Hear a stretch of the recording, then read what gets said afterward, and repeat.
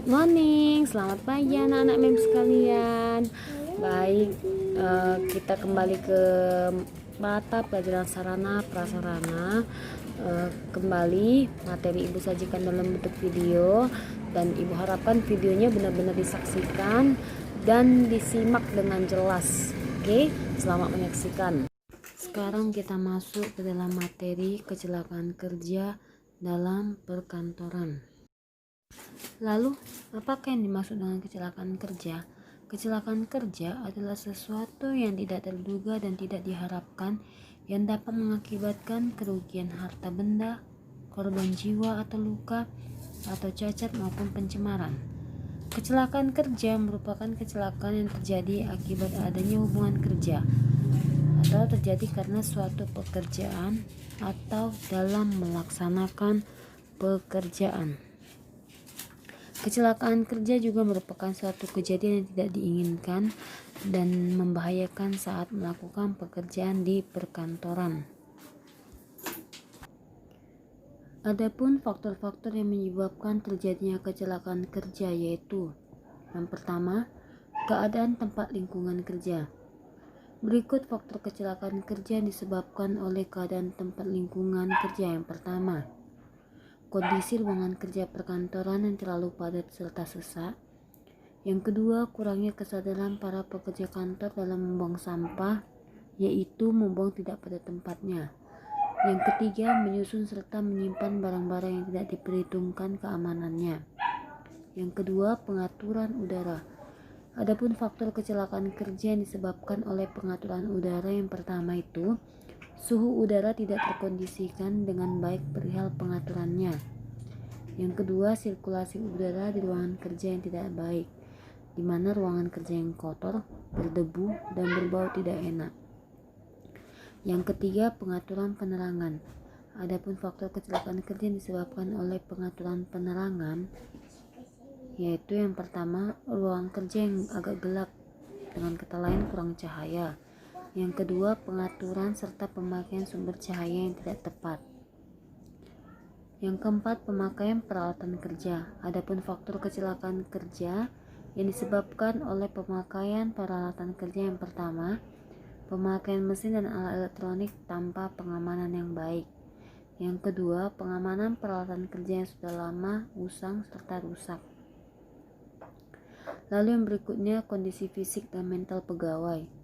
Adapun faktor kecelakaan kerja yang disebabkan oleh kondisi fisik dan mental pegawai, yang pertama, kondisi emosi dan fisik pekerja sangat mempengaruhi kecelakaan pekerjaan. Adapun wujud emosi dan fisik kurang stabil pekerja, yaitu yang pertama, emosi pegawai tidak stabil. Yang kedua, kepribadian pegawai yang rapuh, cara berpikir dan kemampuan persepsi yang lemah. Yang keempat, motivasi kerja rendah. Yang kelima, sikap pegawai yang ceroboh dan kurang cermat. Yang keenam, kurang pengetahuan dalam penggunaan fasilitas kerja, terutama fasilitas kerja yang membawa resiko bahaya. Lalu yang kedua faktornya, stamina pegawai yang tidak stabil. Klasifikasi kecelakaan kerja. Yang pertama, menurut jenis kecelakaan, yaitu 1. Terjatuh. Yang kedua, tertimpa benda jatuh. Yang ketiga, tertumbuk atau terkena benda. Yang keempat, terjepit oleh benda. Yang kelima, gerakan yang melebihi kemampuan. Yang keenam, pengaruh suhu tinggi. Yang ketujuh, terkena sengatan arus listrik. Yang kedelapan, tersambar petir. Yang kesembilan, kontak dengan bahan-bahan berbahaya lainnya. Yang kedua, menurut sumber atau penyebab kecelakaan, yaitu yang pertama bisa dari mesin, yang kedua dari alat angkut dan alat angkat, yang ketiga bahan atau zat berbahaya dan radiasi, yang keempat lingkungan kerja, yang ketiga menurut sifat luka atau kelainan patah tulang, memar, gegar otak, luka bakar, keracunan mendadak, dan akibat cuaca. Kerugian kecelakaan kerja. Kejadian yang tidak terduga atau tidak ada unsur kesengajaan dan tidak diharapkan karena mengakibatkan kerugian baik material maupun penderitaan bagi yang mengalami. Sabotase atau kriminal merupakan tindakan di luar lingkup kecelakaan yang sebenarnya. Adapun kerugian akibat kecelakaan kerja, yang pertama terjadi kerusakan, yang kedua adanya kekacauan organisasi, yang ketiga adanya keluhan dan kesedihan, yang keempat kelalaian dan cacat, dan yang kelima kematian.